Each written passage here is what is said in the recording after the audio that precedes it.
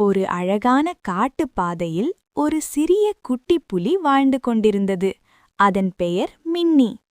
மின்னிக்கு ஒரு பெரிய ஆசை இருந்தது. காட்டிலிருக்கும் எல்லா நண்பர்களையும் சந்திக்க வேண்டுமென்று அது நினைத்தது.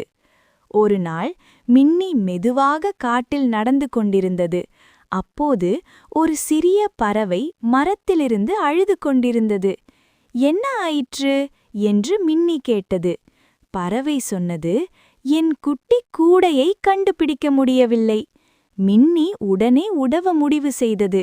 அது மரங்களின் கீழும் கற்களின் பக்கமும் இலைகள் நடுவிலும் தேட ஆரம்பித்தது. சிறிது நேரத்தில் ஒரு பெரிய இலைக்கு கீழே அந்த குட்டி கூடு கிடைத்தது. பறவை மிகவும் சந்தோஷமாக நன்றி நண்பா என்று சொன்னது. அந்த நாளிலிருந்து மின்னி காட்டில் எல்லோருக்கும் உதவும் நல்ல நண்பனாக ஆனது. கதையின் நெறி: மற்றவர்களுக்கு உதவினால் நல்ல நண்பர்கள் கிடைக்கும்.